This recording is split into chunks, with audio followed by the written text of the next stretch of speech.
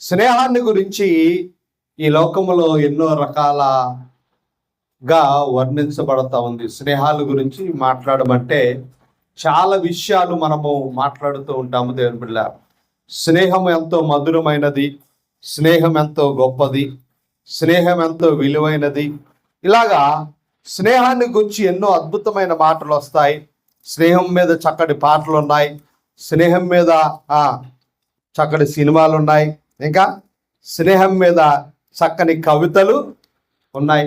ఇలా చెప్పుకుంటూ పోతే స్నేహాన్ని గురించి ఎన్నో విశేషమైన సంగతులు మనందరికీ తెలిసిన సత్యమే. దేవుని బిడ్డలారా, వాక్యపు వెలుగులో స్నేహాన్ని గురించి ఏమని రాయబడింది, స్నేహం యొక్క ప్రాముఖ్యత, స్నేహం యొక్క ప్రాధాన్యతను మనము జాగ్రత్తగా ఆలోచన చేసినప్పుడు స్నేహాన్ని గురించి బైబిల్ ఏమని మాట్లాడుతూ ఉంది. ఈ లోకంలో ఎన్నో రకాల బంధాలు ఉన్నాయి, బాంధవ్యాలు ఉన్నాయి, కానీ అన్ని బంధాలు బాంధవ్యాల కంటే స్నేహం చాలా గొప్పది అని పండితులు చెబుతూ ఉంటారు, కవులు మాట్లాడుతూ ఉంటారు. స్నేహాన్ని గురించి ఎంతో ఉన్నతమైన భావాలు కలిగిన వారు ఎందరో ఉన్నారు దేవుని బిడ్డలారా. కానీ వాక్యము స్నేహాన్ని గురించి ఎలాంటి భావాన్ని తెలియపరుస్తూ ఉంది. స్నేహం యొక్క ఉద్దేశాన్ని, స్నేహంలో ఉన్న గొప్పతనాన్ని గురించి మనము ఆలోచన చేసినప్పుడు స్నేహంలో ఉన్న ఆ మాధుర్యం బైబిల్ ఏమని మాట్లాడుతూ ఉందో ఒకసారి మనం ఆలోచన చేద్దాము. సామెతల గ్రంథము 27వ అధ్యాయం మనందరికీ తెలిసిన మాట. సామెతల గ్రంథము 27వ అధ్యాయము 17వ వచనం అంటుంది, ఇనుము చేత ఇనుము పదునగును, అట్లు ఒకడు తన చెలికానికి వివేకము పుట్టించినట. ఏం పుట్టిస్తాడట? చెలికానికంటే స్నేహితునికి ఏం వస్తుందట? వివేకము. ఇనుము చేత ఇనుము ఏ రీతిగా పదునెక్కుతుందో ఒక స్నేహితుని చేత మరొక స్నేహితునికి ఏం వస్తుందంటే వివేకము కలుగుతుంది. స్నేహం యొక్క గొప్పతనాన్ని గురించి బైబిల్ ఈ రీతిగా మాట్లాడుతూ ఉంది దేవుని బిడ్డలారా. అంటే స్నేహము ఎందుకొరకు అని మనం ఆలోచన చేసినట్లయితే ఆ స్నేహం అట వారిరువురికి ఏమి నేర్పిస్తుంది అంటే వివేకమును నేర్పిస్తుంది. వివేకము బైబిల్లో చాలా అద్భుతమైన విషయాలు వివేకమును గురించి రాయబడ్డాయి. వివేకం అనగా అర్థం ఏమిటి? జ్ఞానం కదా. వివేకం అనగా జ్ఞానం. ఇంకా వివేకం అనే మాటకు చాలా అర్థాలు ఉన్నాయి, కానీ అచ్చ తెలుగులో సమయస్ఫూర్తి అంటారు. వివేకం అనే మాటకు అర్థం చెప్పండి. సమయస్ఫూర్తి, సమయానుసారంగా మాట్లాడము, సమయానుసారంగా ప్రవర్తించడము. దేవుని బిడ్డలారా, స్నేహము సమయస్ఫూర్తిని నేర్పిస్తుందట. కొన్ని సందర్భాల్లో మాట్లాడుతూ ఉన్నప్పుడు, పనులు చేస్తూ ఉన్నప్పుడు చాలా మంది అసందర్భంగా మాట్లాడుతూ ఉంటారు, అసందర్భమైన పనులు చేస్తూ ఉంటారు. దేవుని బిడ్డలారా, అలాంటప్పుడు ఒక మంచి స్నేహము ఏది సందర్భానుసారంగా మాట్లాడాలి, ఏది సందర్భానుసారముగా చెయ్యాలి అనే దాన్ని నేర్పిస్తుంది అని జ్ఞానైన సొలొమోను చెబుతా ఉన్నాడు. స్నేహము ఏమి నేర్పిస్తుంది? వివేకాన్ని నేర్పిస్తుంది. మరొక మాట చూద్దామా? సామెతల గ్రంథము 17వ అధ్యాయం, సామెతల గ్రంథము 17వ అధ్యాయము 17వ వచనములో స్నేహాన్ని గురించి మరొక మధురమైన మాట వ్రాయబడింది. ఏమంటున్నాడంటే, నిజమైన స్నేహితుడు విడువక ప్రేమించును, దుర్దశలో అట్టివాడు సహోదరుడుగా ఉంటాడట. ఎలా ఉంటాడు? నిజమైన స్నేహితుడు దుర్దశలో అంటే మనము పాడైపోయిన పరిస్థితిలో, చెడిపోయిన పరిస్థితిలో, మన జీవితంలో అభివృద్ధి లేని పరిస్థితిలో, దుర్భరమైన పరిస్థితులు కొన్ని సందర్భాల్లో మన జీవితాల్లో ఏర్పడతాయి. దేవుని బిడ్డలారా, అలాంటి దుర్భరమైన దుర్దశ మన జీవితాల్లో ఎదురైనప్పుడట ఆ స్నేహితుడు మనకు ఎలా మారుతాడంటే సహోదరుడుగా మారుతాడు. అంటే మంచి స్నేహము నీకు ఎలాంటి బంధాన్ని ఇస్తుంది అంటే ఒక అన్ననో, ఒక తమ్మున్నో, ఒక స్నేహితుల్లో నువ్వు చూడవచ్చు. ఎలాంటి స్నేహితుడు అంటే నిజమైన స్నేహితుడు నీకు సహోదరుడుగా ఉంటాడు. అది స్నేహము యొక్క గొప్పతనము అని బైబిల్ గ్రంథం చెబుతా ఉంది. మొట్టమొదటిగా స్నేహము నీకు వివేకాన్ని ఇస్తుంది. రెండవది, స్నేహము నీకు దుర్దశలో నిన్ను నిలబెడుతుంది, దుర్దశలో నిన్ను బలపరుస్తుంది అని స్నేహాన్ని గురించి లేఖనం మాట్లాడుతూ ఉంది. ఇంకా మనం ముందుకు వెళితే దేవుని బిడ్డలారా, స్నేహంలో ఉన్న గొప్పతనాన్ని గురించి మరొక మాట చూద్దాము. ఇందాక మనం చదువుకున్న 27వ అధ్యాయములో మరొక మాట స్నేహాన్ని గురించి వ్రాయబడింది. చూద్దామా? 27వ అధ్యాయము 9వ వచనం అంటాడు. 9వ వచనం అద్భుతమైన మాట. తైలమును అత్తరును హృదయమును సంతోషపరుచునట్లు ఆ స్నేహితుని హృదయములో నుండి వచ్చు మధురమైన మాటలు మన హృదయమును సంతోషపరచును. అంటే స్నేహము నిన్ను సంతోషపరుస్తుందట. స్నేహం ఏం చేస్తుంది చెప్పండి? సంతోషపరుస్తుంది. అందుకనే చాలా మంది స్నేహానికి విలువిస్తారు, స్నేహితులతో ఉండడానికి ఇష్టపడతారు. ఎందుకు? స్నేహము నీకేమిస్తుంది? సంతోషాన్ని. స్నేహితులతో మాట్లాడడానికి మనము ఇష్టపడుతూ ఉంటాము దేవుని బిడ్డలారా. ఎందుకు స్నేహితులతో ఎక్కువగా మాట్లాడతాము? ఎందుకు మనము స్నేహితులతో ఎక్కువగా సమయాన్ని గడుపుతాము అంటే, ఆ స్నేహితుని మాటలు, నిజమైన స్నేహితుని మాటలు, మంచి స్నేహితుని మాటలు మనకేమిస్తాయి చెప్పండి? సంతోషాన్ని ఇస్తాయి. 3 విషయాలు ఇక్కడ మనం నేర్చుకున్నాము. స్నేహములో వివేకము నేర్పించబడుతుంది. స్నేహములో దుర్దశలో ఉన్నప్పుడు నీకు సహోదరత్వాన్ని ఇవ్వగలుగుతుంది. 3వది, స్నేహము అధ్యాయము 9 వచనాలు మనం చదివితే 9, 10 వచనాల గురించి ఈ రీతిగా రాయబడింది. ఇద్దరి కష్టము చేత ఉభయులకు మంచి ఫలము కలుగును గనుక ఒంటిగాడ ఇండు కంటే ఇద్దరితో కూడిండుట మేలు. 10వ వచనం అంటాడు, వాడు పడిపోయినను ఒకడు తన తోటి వానిని లేవనెత్తును, అయితే ఒంటిగాడు పడిపోయిన ఎడల వానికి శ్రమయే కలుగును, వాని లేవనెత్తు వాడు లేకపోవును. స్నేహము పడిపోయినప్పుడు నిలబెట్టేది స్నేహం. పడిపోయినప్పుడు ఏం చేస్తాడు? స్నేహము నిలబెడుతుంది. స్నేహం యొక్క గొప్పతనాన్ని గురించి బైబిల్ ఎంత అద్భుతంగా మాట్లాడుతూ ఉందో దేవుని బిడ్డలారా. స్నేహము మనకు వివేకాన్ని ఇస్తుంది. స్నేహము దుర్దశలో సోదర ప్రేమను పంచుతుంది. స్నేహము సంతోషాన్ని ఇస్తుంది. స్నేహము మనల్ని పడిపోయినప్పుడు నిలబెడుతుంది. ఇది స్నేహము యొక్క గొప్పతనము అని జ్ఞాని అయిన సొలొమోను చెబుతా ఉన్నాడు దేవుని బిడ్డలారా. మంచిదే, స్నేహము చాలా విలువైనది, స్నేహము చాలా గొప్పది అని అనుకుంటూ ఉన్నాము.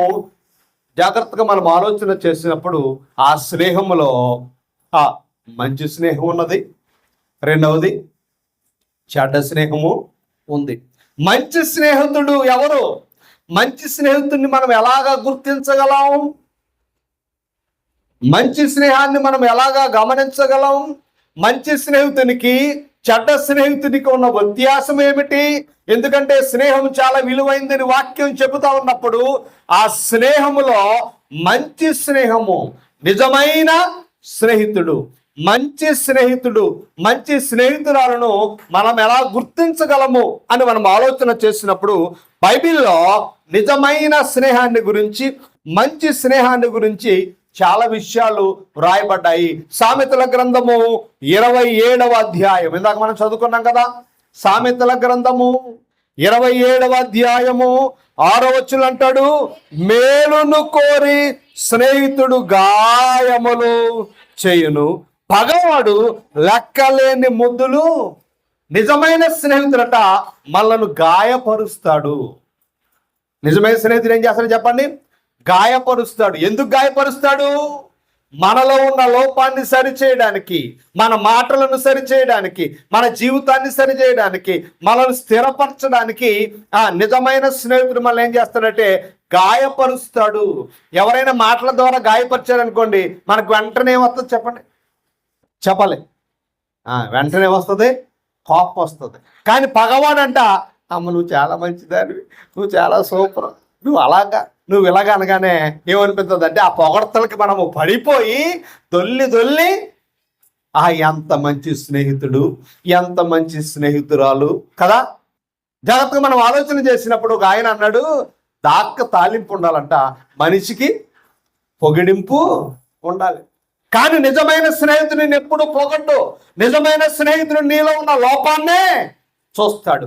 నిజమైన స్నేహితుడు నిన్ను గాయపరుస్తాడు.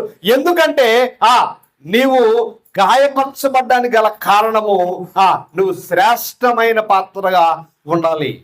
మన లోపాన్ని చూపించేవారు నిజమైన స్నేహితులు. మనం పాట పాడుతూ ఉన్నప్పుడు చాలా మంది అంటారు, చాలా బాగా పాడారు, చాలా బాగా పాడారు కదా, ఎంత బాగా పాడారు అనగానే మనకు ఏమనిపిస్తుందంటే గొప్ప. కానీ నిజమైన స్నేహితుడట మన పాటలో ఉన్న లోపాన్ని, వాక్యములో ఉన్న లోపాన్ని, మన జీవితంలో ఉన్న లోపాన్ని, మన జీవిత క్రమములో ఉన్న లోపాన్ని ఎత్తి చూపేవారే నిజమైన చెప్పండి స్నేహితులు. జాగ్రత్తగా ఈ మాటలు మనము ఆలోచన చేయాలి దేవుని బిడ్డలారా. మన లోపాన్ని ఎత్తి చూపేవారే నిజమైన స్నేహితులు. మనల్ని పొగిడేవారు, మనల్ని ప్రోత్సహిస్తున్నట్లు నటించేవారు ఈ లోకంలో చాలా మంది కనబడతారు. చాలా రకాల మనుషులు ఉంటారు దేవుని బిడ్డలారా. వారు మాటలతో ఆమ్లెట్లు వేసేస్తారు, మాటలతో చపాతీలు వేసేస్తారు, మాటలతో దమ్ బిర్యానీ కూడా వండేస్తారు. మనం కడుపు నిండిపోద్ది మాటలు. అలాంటి మాట్లాడే స్నేహితులు ఒకవేళ నువ్వు కలిగి ఉంటే ఆ స్నేహము మంచిది కాదు అని వాక్యము చెబుతా ఉంది దేవుని బిడ్డలారా. జాగ్రత్తగా మనం ఆలోచన చేసినప్పుడు ఒక దైవజనుడు మార్టిన్ లూథర్ గారు మనందరికీ తెలుసు దేవుని బిడ్డలారా. ఆయన ప్రతిరోజు దేవునితో మాట్లాడేవాడట. ప్రతిరోజు ఆయన దేవునితో మాట్లాడేవాడట. ప్రతిరోజు దేవుడు ఎప్పుడు పొగడేవాడు కదండి, ఏదో ఒక లోపాన్ని చెప్పేవాడు. లూథరు, నువ్వు ఈరోజు ఈ పని సరిగ్గా చేయలేదు, ఆ పని సరిగ్గా చేయలేదు, ఈ పని సరిగ్గా చేయలేదు, నువ్వు ఇలాగా ప్రతిరోజు అందుబాటులో ప్రతిరోజు మాట్లాడేవాడట. ఏదో ఒక లోపాన్ని తప్ప ఎప్పుడు మంచి ప్రోత్సాహం లేదు.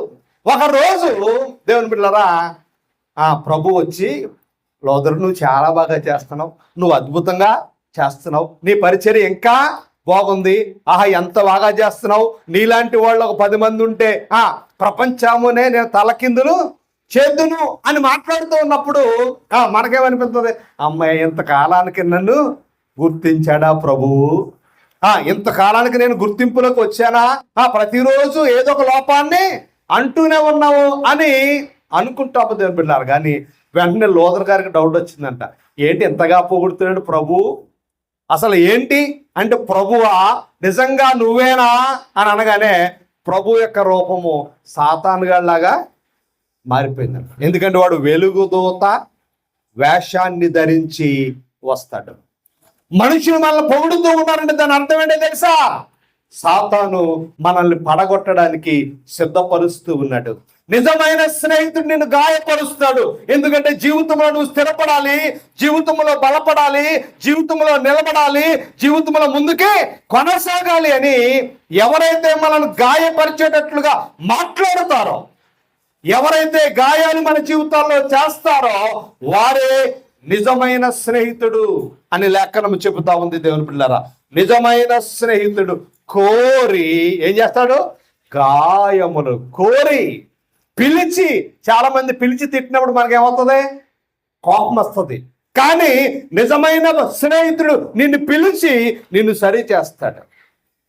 నిజమైన స్నేహితురాలు పిలిచి నీ జీవితాన్ని సరిచేస్తుంది అని లేఖనము చెబుతా ఉంది దేవుని బిడ్డలారా. కోరి గాయములు చేసేవాడే మంచి స్నేహితుడు. ఇంకా మనం ముందుకు వెళితే సామెతల గ్రంథము 12వ అధ్యాయం, సామెతల గ్రంథము 12వ అధ్యాయము 16వ వచనంలో ఒక అద్భుతమైన మాట రికార్డు చేయబడింది. చదువుదామా. మూఢుడు కోపపడునది నిమిషములోనే బయటపడును, వివేకి నిందను వెల్లడపరచక ఊరుకుండును. నిజమైన స్నేహితుని మనం తిట్టామనుకోండి, నిజమైన స్నేహితుని మనం నిందించామనుకోండి, వాళ్ళు మారు మాట్లాడరట. నిజమైన స్నేహితుని నువ్వు తిడితే, నిజమైన స్నేహితుని నువ్వు నిందిస్తే వారు ఏం చేస్తారు, మారు మాట్లాడు, సైలెంట్గా ఉంటారట. అలాగే నిజమైన స్నేహం కానివాడు వెంటనే వచ్చేసరికి నన్ను ఇంత మాట అంటావా, నీవు నన్ను ఇంత మాట అంటావా అనగానే వచ్చేద్ది, కోపము కట్ట తెంచుకొని వచ్చేస్తుంది. ఏమి తెంచుకొని వచ్చేది? నిజమైన స్నేహితుడికి కోపం రాదు. నిజమైన స్నేహంలో కోపానికి చోటు లేదు అని లేఖనం చెబుతా ఉంది దేవుని బిడ్డలారా. కాబట్టి మన స్నేహితుల్లో కోపిష్ఠులు ఉన్నారు అంటే మనము తిడుతూ ఉన్నప్పుడు, మనం ఏదైనా ఒక మాటను సరిచేస్తూ ఉన్నప్పుడు వారు మన మీద కోపపడుతున్నారంటే దాని అర్థం వారు నిజమైన స్నేహితులు కారు. నిజమైన స్నేహితుడు తిట్టినా భరిస్తాడు, నిందను భరిస్తాడు, అవమానాన్ని భరిస్తాడు అని లేఖనము చెబుతా ఉంది. దాన్ని బట్టి మనం ఆలోచించాలి, మనము ఎలాంటి స్నేహితులను కలిగి ఉన్నాము. మనల్ని గాయపరిచేవారు మనకు స్నేహితులుగా ఉన్నారా?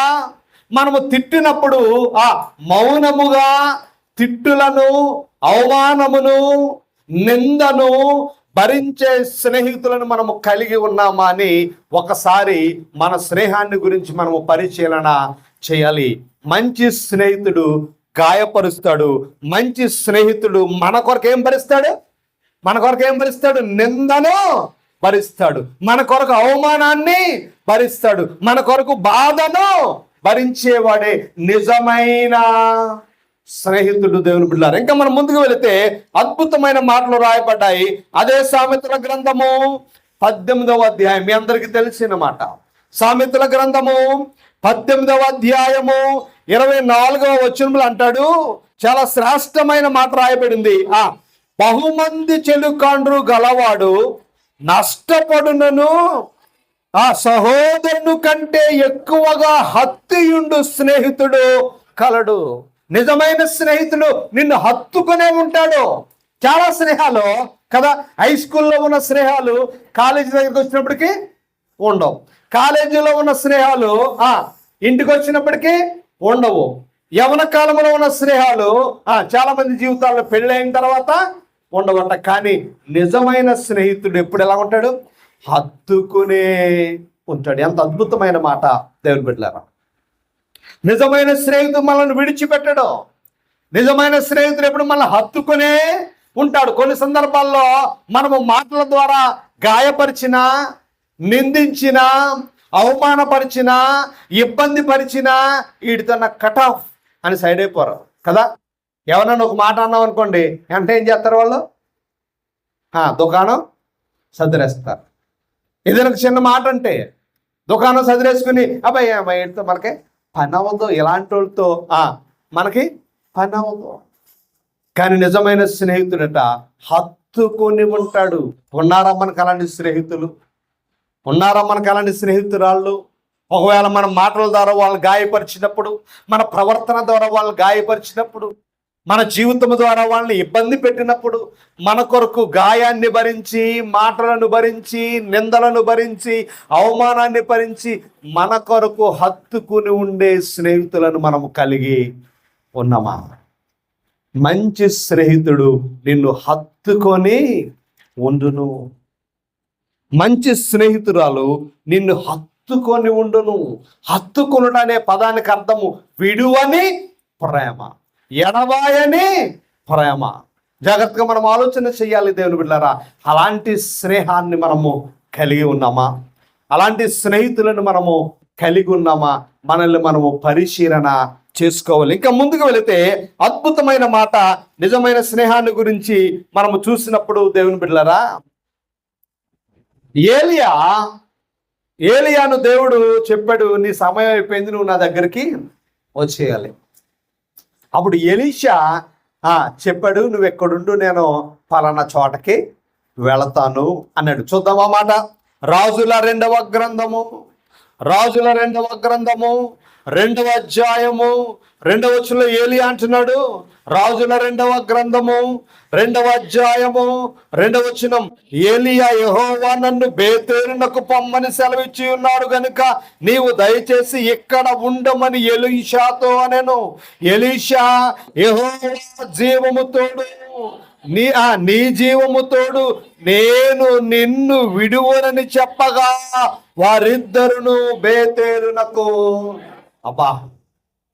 మనల్ని విడువని వారు నిజమైన స్నేహితులు దేవుని బిడ్డలారా. దేవుడు నన్ను బేతేలుకు వెళ్ళమన్నాడు, నువ్వు ఇక్కడే ఉండు అంటే ఏమన్నాడు? దేవుని మాటతో నాకు లెక్క చెప్పలే లేదు, దేవుడు నీకు చెప్పాడు కాబట్టి నువ్వు ఆ మాటను అనుసరించు.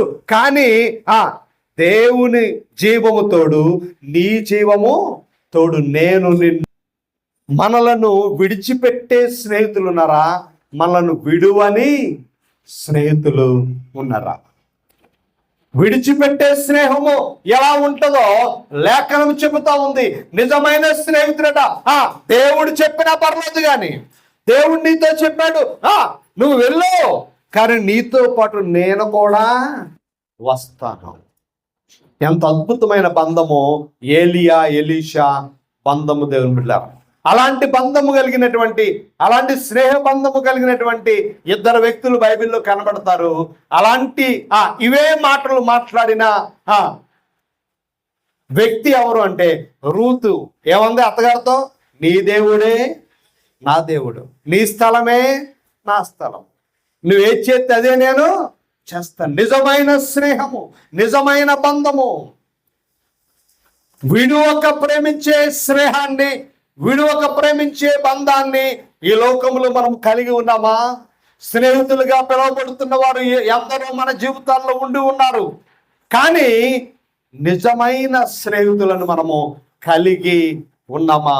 మనల్ని మనం పరిశీలన చేసుకోవాలి దేవుని బిడ్డలారా. దావీదు జీవితంలో మనం చూసినప్పుడు యోనాతాను గురించి ఒక అద్భుతమైన మాట వ్రాయబడింది దేవుని బిడ్డలారా. దావీదు యోనాతానుల యొక్క స్నేహాన్ని గురించి సమూయేలు మొదటి గ్రంథములో ఈ రీతిగా రాయబడింది. సమూయేలు మొదటి గ్రంథము 18వ అధ్యాయం. సమూయేలు మొదటి గ్రంథము 18వ అధ్యాయము మొదటి వచనం అంటాడు, దావీదు సౌలుతో మాటలాడుట చాలించినప్పుడు యోనాతాను హృదయము దావీదు హృదయముతో కలిసిపోయెను. యోనాతాను దావీదును తనకు ప్రాణ స్నేహితునిగా భావించుకొని అతనిని ప్రేమించాడు. ఇక్కడ జాగ్రత్త గమనించాలి. యోనాతాను దావీదుని ఏమనుకున్నాడంట? ప్రాణ స్నేహితుడు అనుకొని అతను ప్రేమించాడు.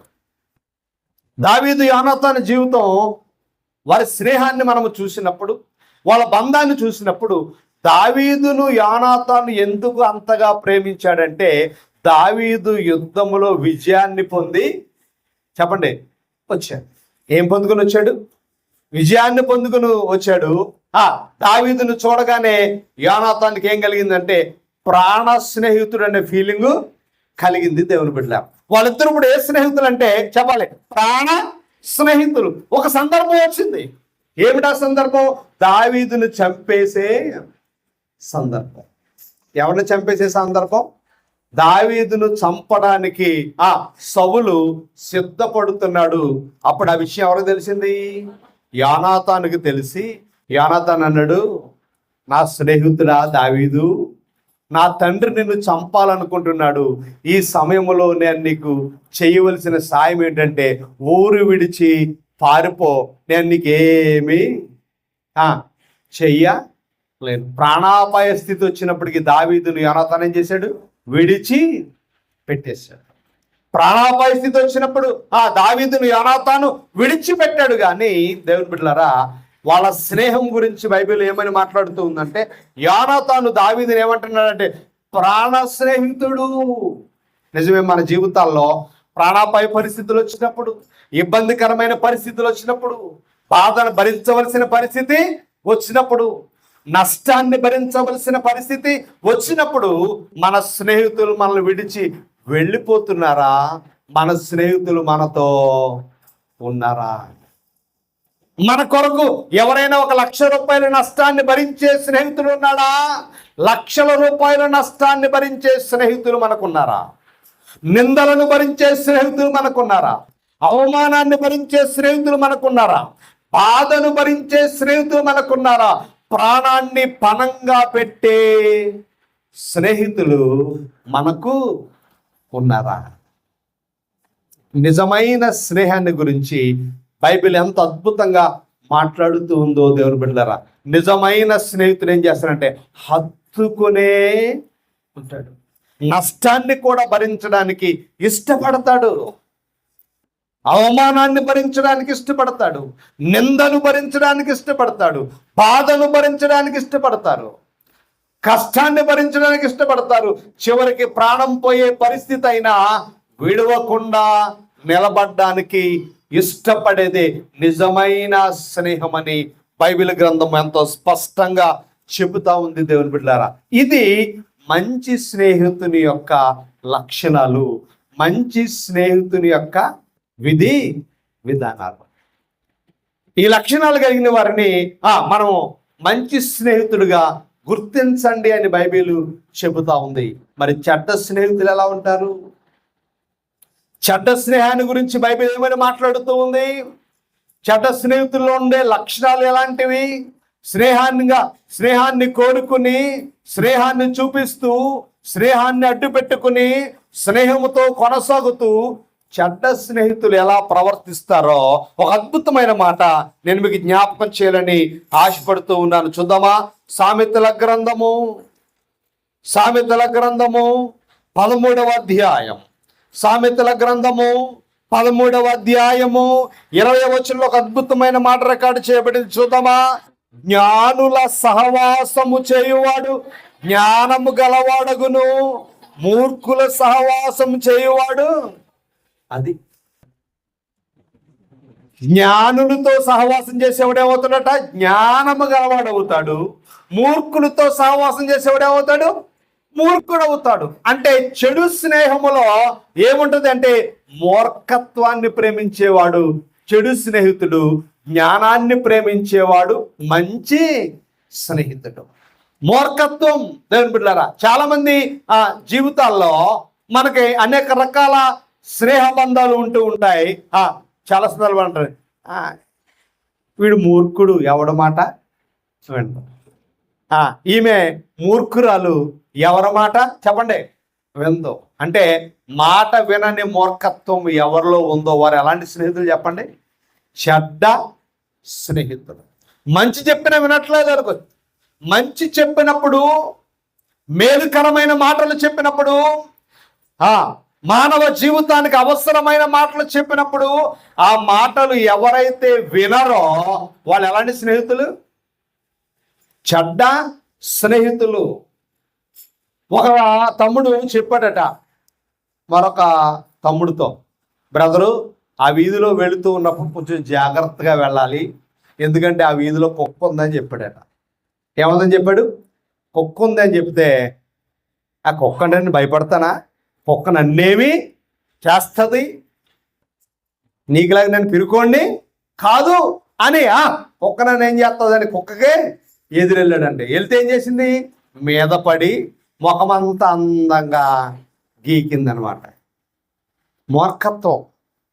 నిజమైన స్నేహితుడు ఎలా ఉంటాడంటే జ్ఞానాన్ని ప్రేమిస్తాడు. నిజమే కదా, కుక్క ఉంది కానీ దానివల్ల ఏముండదు? ప్రమాదము ఉంది. జ్ఞానపు మాటలు స్వీకరించేది నిజమైన స్నేహం అట. మూర్ఖపు మాటలు ఎవరు మాట్లాడతారో, మూర్ఖపు స్వభావము, మొండి స్వభావము, మొండి తత్వం, మొండి వైఖరి ఎవరిలో ఉంటుందో వాళ్ళు చెడ్డ స్నేహితులు అని లేఖనం చెబుతా ఉంది. దేవుని బిడ్డలారా, చెడ్డ స్నేహితుల్లో ఉండే లక్షణం ఏంటంటే మొండి వైఖరి. తప్పును సరి చేసుకోరు, చెప్పిన మాటకు విలువ ఇవ్వరు, చెప్పింది చెప్పినట్లుగా చెయ్యరు. అది ఏ స్వభావం అంటే మొండి స్వభావము.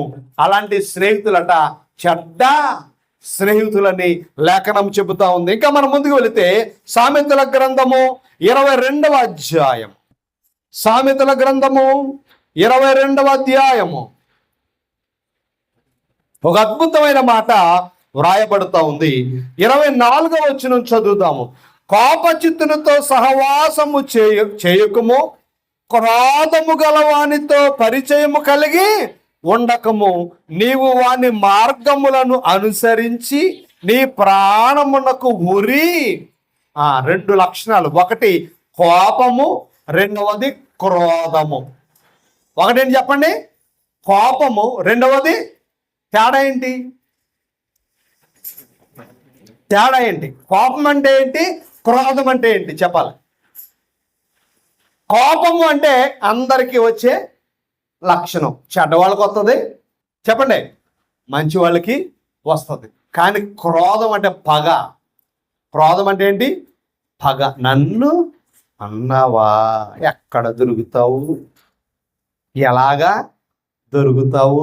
నిన్ను నొక్కుతాను, కంగారపడ. క్రోధం కదా. మన మన మన మన ఇంట్లో ఏదో సమస్య ఉంది, మన జీవితంలో ఏదో సమస్య ఉంది. ఎవరికి చెప్తాం తెలుసా? స్నేహితులకే చెప్తాం. ఇంట్లో ఇలా ఉంది పరిస్థితి కదా, నా భర్తతో ఇలాగ పరిస్థితి ఉంది, నా భార్యతో, నా పిల్లలతో, లేకపోతే నేను చేస్తున్న ఉద్యోగములో, నేను చేస్తున్న వ్యాపారములో, నా పనిలో, నా ప్రయాణములో ఇలాంటి సమస్య ఉంది అని చెప్పి మన రహస్యాన్ని మన గుట్టి విప్పితే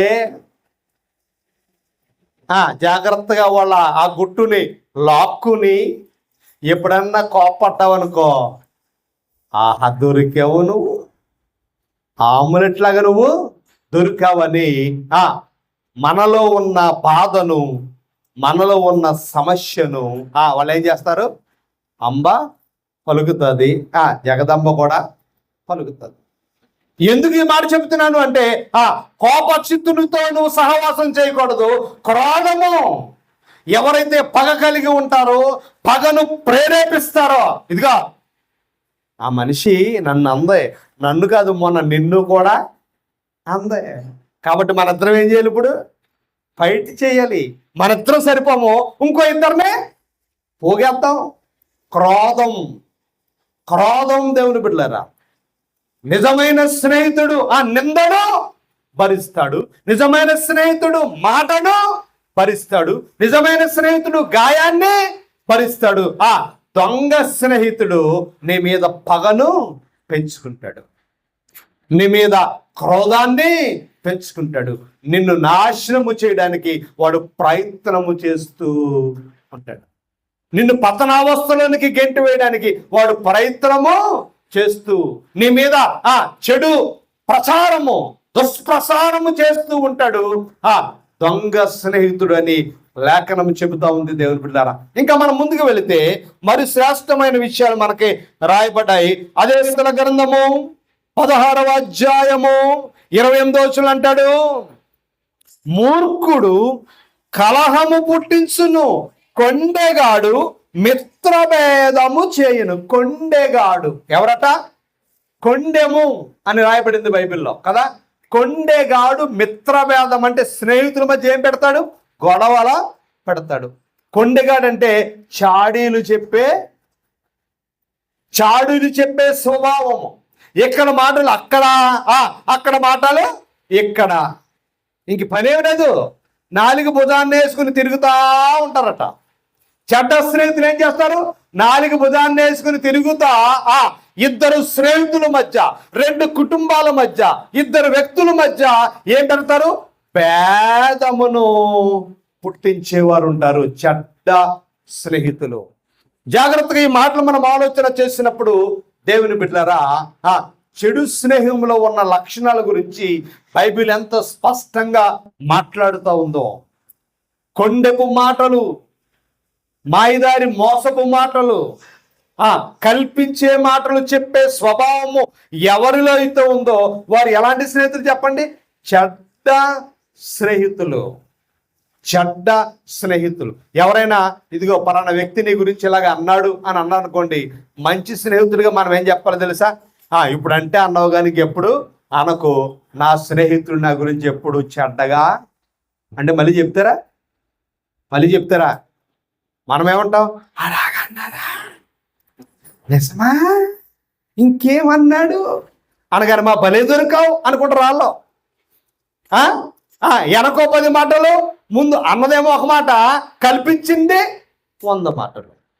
నిజమైన స్నేహితుడు విడువక ప్రేమిస్తాడు. నువ్వు తిట్టినా, కొట్టినా, అవమానపరిచినా, హేళన చేసినా, బాధ పెట్టినా నిజమైన స్నేహితుడు నిన్ను విడిచిపెట్టడు. కానీ దొంగ స్నేహితుడు మిత్రభేదమును కలిగిస్తాడు అని లేఖనం ఎంతో స్పష్టంగా చెబుతా ఉంది. కొండెములు చెప్పే స్వభావము, కల్పిత మాటలు చెప్పే స్వభావము, చాడీలు చెప్పే స్వభావము ఎవరిలో అయితే ఉంటుందో వారు దొంగ స్నేహితులు అని లేఖనము చెబుతా ఉంది దేవుని బిడ్డలారా. కాబట్టి ఇద్దరు వ్యక్తుల స్నేహములో కానీ బంధములో కానీ మూడో వ్యక్తికి మనం అవకాశం ఇస్తే ఆ స్నేహం ఏమైపోద్ది? నాశనము అయిపోతుంది. ఆ బంధం ఏమవుతుంది? నాశనము అవుతుంది. కాబట్టి స్నేహములో ఎవరైనా కాని మాటలు పలికినప్పుడు, చెడ్డ మాటలు పలికినప్పుడు మనము చెప్పవలసిన మాట, నా స్నేహితుడు ఎలాంటి వాడు కాదు, నా స్నేహితురాలు అలాంటిది కాదు. ఎందుకు అంటే ఎలాంటి సహవాసాన్ని మనం కలిగి ఉన్నాము? మంచి స్నేహాన్ని కలిగి ఉన్నామా, చెడ్డ స్నేహాన్ని కలిగి ఉన్నామా? ఒక అద్భుతమైన మాట పౌలు గారు మాట్లాడుతూ ఉన్నాడు కొరింథీయులకు రాసిన పత్రికలో. చూద్దామా? కొరింథీయులకు రాసిన మొదటి పత్రిక, కొరింథీయులకు రాసిన మొదటి పత్రిక 15వ అధ్యాయము 33వ వచనం అంటాడు, మోసపోకుడి, దుష్ట సాంగత్యము మంచి నడవడిని చెరుపును. చెడ్డ స్నేహితులు మన సహవాసాన్ని చెరిపేస్తారు.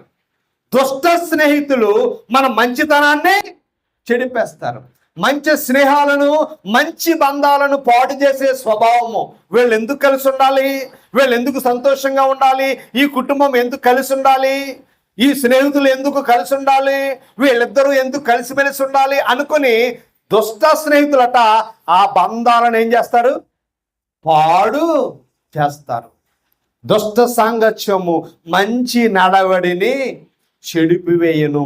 కాబట్టి ఎలాంటి సహవాసములో మనం ఉన్నాము, ఎలాంటి స్నేహములో మనమున్నాము, ఎలాంటి బంధములో మనమున్నాము, ఎలాంటి బాంధవ్యములో మనమున్నామో మనల్ని మనం పరిశీలన చేసుకోవాలని లేఖనం ఎంతో స్పష్టంగా చెబుతా ఉంది. దేవుని బిడ్డలారా, నిజమైన స్నేహితుడు దొంగ స్నేహితుడికి మరొక అద్భుతమైన లక్షణం ఉందండి. తేడా ఏంటో చూద్దాం. యాకోబు పత్రిక 4వ అధ్యాయం తీసారా? యాకోబు పత్రిక 4వ అధ్యాయము 11వ వచనంలో ఒక అద్భుతమైన మాట రాయబడింది. చూద్దామా? సహోదరులారా, ఒకనికి విరోధముగా ఒకడు మాటలాడకుడి. ఏమన్నాడు? ఒకడికి విరోధముగా ఒకడు మాటలాడుకుడి. తన సహోదరునికి విరోధముగా మాట్లాడి తన సహోదరునికి తీర్పు తీర్చేవాడు ధర్మశాస్త్రం అనగా వాక్యమునకు వ్యతిరేకముగా మాట్లాడి వాక్యమునకు తీర్పు తీర్చుచున్నాడు. ఎవరైతే మనకు వ్యతిరేకంగా మాట్లాడతారో వాళ్ళు నిజమైన స్నేహితులు కాదు. ఎవరైతే మన గురించి వ్యతిరేకంగా మాట్లాడతారో, ఎవరైతే మన గురించి చెడుగా మాట్లాడతారో, ఎవరైతే మన గురించి తప్పుగా అభివర్ణిస్తారో వాళ్ళట మంచివారు కాదు. విరోధముగా మాట్లాడమని బైబిల్ చెప్పట్లే. సహోదరి భావం అంటే సంఘములో ఉన్న మనము సహోదరులమై ఉన్నాము. సహోదరులుగా ఉన్న మనమట ఒకరి గురించి విరోధముగా చెప్పండి మాట్లాడకూడదు. ఎవరి గురించి విరోధంగా మాట్లాడకూడదు. ఎవరి గురించి అయినా అడిగితే ఎంతో చక్కగా సులువుగా సునాయాసంగా ఎవరైనా అడిగారనుకో, అడిగినప్పుడు తెలివిగా ఏమన్నారంటే ఆవిడ ఎప్పుడు నీ గురించి మంచే మాట్లాడతారు, నాకు తెలిసి ఎప్పుడు చెడు. ఒకవేళ మాట్లాడినా ఏం చేయాలో తెలుసా? ఒకరి మీద మనం విరోధ భావాన్ని కలిగి ఉండకూడదు. నిజమైన స్నేహితుడట విరోధ భావాన్ని కలిగి ఉండడు. దొంగ స్నేహము, తప్పుడు స్నేహం ఏం చేస్తుందంటే విరోధ భావాన్ని కల్పిస్తుంది అని లేఖనం ఎంతో స్పష్టంగా చెబుతా ఉంది. దేవుని బిడ్డలారా, యోబుకి మంచి స్నేహితులు ఉన్నారు. ఎంతమంది యోబుకి స్నేహితులు తెలుసా మీరు కదా? యోబుకి మంచి స్నేహితులు ఉన్నారండి. కానీ ఆ మంచి స్నేహితులు యోబు విషయంలో పొరబడ్డారు. యోబు విషయంలో ఏం చేయబడ్డారు? పొరబడ్డారు, అపార్థము చేసుకున్నారు. ముందు మంచిగానే మాట్లాడారు. ముందు ఆ స్నేహితుడు చూసి కృంగిపోయారు, కన్నీరు కార్చారు, ఏడ్చారు, రోధించారు. అయ్యో నా స్నేహితుడు యోబు ఇలాగైపోయావా అని బాధపడ్డారు. కానీ తర్వాత వాళ్ళు యోబును అపార్థము చేసుకుని అవమానకరముగా మాట్లాడారు, హేళనగా మాట్లాడారు, చాలా ఘోరంగా కూడా మాట్లాడారు. కానీ యోబు ఏమంటాడో తెలుసా? యోబు కూడా ఏం చేయాలి? అవమానకరంగా మాట్లాడాలి, హేళనగా మాట్లాడాలి. కానీ అవమానించిన స్నేహితుల గురించి యోబు ఏమంటున్నాడో యోబు గ్రంథము 6వ అధ్యాయము, యోబు గ్రంథము 6వ అధ్యాయము 15వ వచనం. యోబు గ్రంథము 6వ చంద్ర తల్లి, నా స్నేహితులు ఎండిన వాగు వలెను మాయమైపోవు జల ప్రవాహము వలెను నమ్మకూడని వారి. చూడండి మాటలు మనం గమనించండి దేవుని బిడ్డలారా. యోబు శ్రమలో ఉన్నప్పుడు, యోబు బాధలో ఉన్నప్పుడు, యోబు ఇబ్బందులో ఉన్నప్పుడు యోబు స్నేహితులు యోబును అవమానపరిచారు. అందుకని అన్నాడు, స్నేహితులను నమ్మకూడదు, స్నేహితులను నమ్మకూడదు. ఎందుకంటే నా బాధలో నన్ను ఓదార్చే స్నేహితులు నాకు లేరు. నా కష్టంలో నా కష్టాన్ని అర్థం చేసుకుని నాకు సహాయం చేసే స్నేహితురాలు నాకు లేదు. నన్ను నిలబెట్టే స్నేహితుడు లేడు, నిలబెట్టే స్నేహితురాలు లేదు, నిజమైన స్నేహం లేనే లేదు. ఎవరిని నేను నమ్మకూడదంటున్నాడు యోబు. మనల్ని మనం పరిశీలన చేసుకుంటే నమ్మక ద్రోహం చేసే స్నేహితులు ఉన్నారా? నమ్మకంగా మనల్ని నిలబెట్టే స్నేహితులను మనము కలిగి ఉన్నామా? మనను మోసం చేసే స్నేహితులు ఉన్నారా? మనను నిలబెట్టే స్నేహితులు ఉన్నారా? మనలను అవమానపరిచే స్నేహితులు ఉన్నారా? మనలను బలపరిచే స్నేహితులు ఉన్నారా? ఎలాంటి స్నేహాన్ని మనము కలిగి ఉన్నాము? మన స్నేహితులు ఎలాంటి లక్షణాలు కలిగి ఉన్నారు అని మనం ఆలోచన చేయాలి దేవుని బిడ్డలారా. ఎవరైనా వాళ్ళ తప్పుని చెప్పారనుకోండి, వాళ్ళ లోపాన్ని చెప్పారనుకోండి, నిజమైన స్నేహితుడు ఏం చేస్తాడో తెలుసా? నిజమైన స్నేహితుడు ఆ స్నేహితుని యొక్క తప్పుని, ఆ స్నేహితుని యొక్క లోపాన్ని ఏం చేస్తాడని బైబిల్ చెబుతా ఉంది అంటే, సామెతల గ్రంథం మనందరికీ తెలిసిన మాటే. సామెతల గ్రంథము 17వ అధ్యాయం, సామెతల గ్రంథము 17వ అధ్యాయము 9వ వచనం అంటాడు, ప్రేమను వృద్ధి చేయగోరువాడు తప్పిదములను దాచిపెట్టును, జరిగిన సంగతి మాటి మాటికి ఎత్తువాడు. అది ఒకసారి తప్పు చేసామనుకో, స్నేహితురాలి విషయంలో ఒక తప్పు చేసామనుకో, మంచి స్నేహితుడు ఏం చేస్తాడు? దాన్ని దాచుకుంటాడట. ఏం చేస్తాడు? దాన్ని దాచుకుంటాడు. టైం వచ్చినప్పుడు కొంతమంది దాచుకుని టైం వచ్చినప్పుడు అంటారు, అలా చేసావు నువ్వు అలా చేసావు. అంత మాటలు దెప్పి పొడుస్తానే ఉంటారట. దెప్పి పొడిచేవారు, ఎత్తిపోటు మాటలు అనేవారు నిజమైన స్నేహితులు కాదట. నిజమైన స్నేహితురాలు మన లోపాన్ని దాచిపెట్టునని లేఖనం చెబుతా ఉంది దేవుని బిడ్డలారా. కాబట్టి మనం ఆలోచన చేస్తే, నాకున్న స్నేహితుడు మంచివాడా చెడ్డవాడా? నాకున్న స్నేహితురాలు మంచివారా చెడ్డవారని ఆలోచించి ఏం చెప్పాలంటే, హ్యాపీ ఫ్రెండ్షిప్ డే. అందరికీ చెప్పేకండి మీకు వందనాలు, అందరికీ చెప్పడానికి కోసం కాదు ఇది. నిజమైన స్నేహితునికి నువ్వు చెప్పాలి. నిజమైన స్నేహితునికి ఏమనాలి? Happy friendship day. బలా మంచి స్నేహితుడా, బలా నమ్మకమైన మంచి స్నేహితురాలా అని నువ్వేం చెప్పాలి అంటే, హ్యాపీ ఫ్రెండ్షిప్ డే. అది నిజమైన స్నేహం యొక్క సారాంశము దేవుని బిడ్డలారా. మరి దేవునితో స్నేహం ఎలా ఉంటుంది? మనుషులతో స్నేహం ఎలా ఉంటుందో లేఖనం చెప్పింది. ఒకవేళ దేవుడే మనకు స్నేహితుడైతే, దేవుడే మనకు స్నేహితురాలుగా ఉంటే, దేవునితో స్నేహం చేస్తే, దేవునితో స్నేహం ఎంత మధురంగా ఉంటుందో 1-2 మాటలు చూపించి నేను ముగింపులోకి వెళ్ళాలని ఆశపడుతూ ఉన్నాను దేవుని బిడ్డలారా. మనందరికీ తెలిసిన మాట యోహాను సువార్త, 15వ అధ్యాయం, యోహాను సువార్త 15వ అధ్యాయములో ప్రభు అంటున్నాడు 13వ వచనము నుండి, తన స్నేహితుల కొరకు తన ప్రాణము పెట్టువాని కంటే ఎక్కువైన ప్రేమ గలవాడెవడును లేడు. ప్రభు అంటున్నాడు, నేను నీ కొరకు ప్రాణమును పెట్టాను. నిజమైన స్నేహితుడు ఏం పెడతాడు చెప్పండి? ప్రాణమును పెడతాడట. నేను మీకు ఆజ్ఞాపించిన వాటిని చేసిన ఎడలా మీరు నాకు స్నేహితులై. ప్రభు అన్నాడు, నేను మీకు ఏమైతే ఆజ్ఞాపించానో, నా ఆజ్ఞలను మీరు గైకొంటే, నా ఆజ్ఞ ప్రకారంగా మీరు చేస్తే మీరు నాకేమై ఉంటారు? స్నేహితులైందురు అని చెబుతూ దేవుని బిడ్డలారా, ఆ 15వ వచనంలో అంటాడు, ఆ దాసుడు తన యజమానుడు చేయు దానిని ఎరుగడు గనుక ఇక మిమ్మను దాసులను పిలవకే స్నేహితులని పిలుచుచున్నాను. ఎందుకనగా నేను నా తండ్రి వలన వినిన సంగతులన్నిటినీ మీకు తెలియజేసి తిని. ఎంత అద్భుతమైన మాట లేఖనములో రాయబడిందో దేవుడు. దేవుడట నిజమైన స్నేహితుడైతే ఆయన రహస్యాలు కూడా ఎవరికి చెప్తాడు? చెప్పాలి. దేవుడు రహస్యాలు ఎవరికి చెప్తాడు? మాట్లాడలేదండి. స్నేహితునికి చెప్తాడు. చెప్పాడా? అబ్రహాముతో చెప్పాడు. ఎవరితో చెప్పాడు?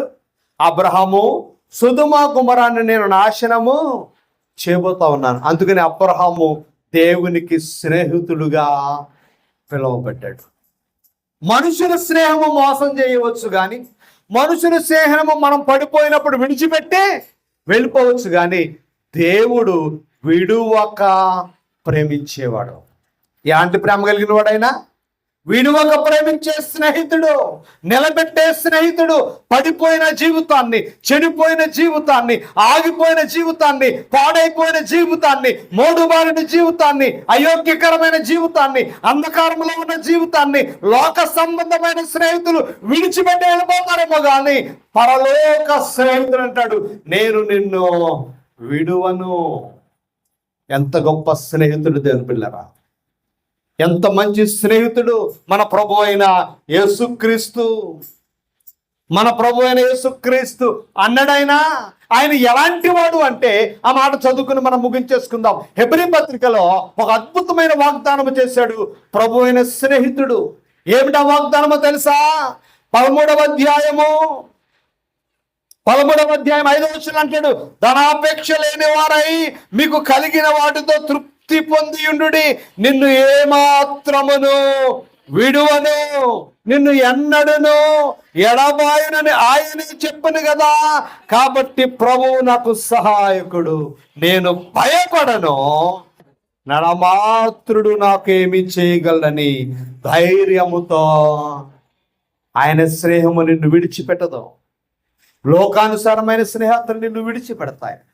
లోకానుసారమైన బంధాలు నిన్ను విడిచిపెడతాయి. లోకానుసారమైన బాంధవ్యాలు నిన్ను విడిచిపెడతాయి. లోకానుసారమైన బంధాలు, బాంధవ్యాలు, స్నేహితులు నిన్ను అవమానపరచవచ్చు, హేళన చేయవచ్చు, గేలు చేయవచ్చు, నీ మీద లేనిపోని అన్నీ కల్పించవచ్చు. కానీ ప్రభు అంటున్నాడు, నిన్ను ఏమాత్రమును విడువను, నిన్ను ఎన్నడును ఎడబాయను. తల్ల వంచండి, ప్రార్థన చేసుకుందాం.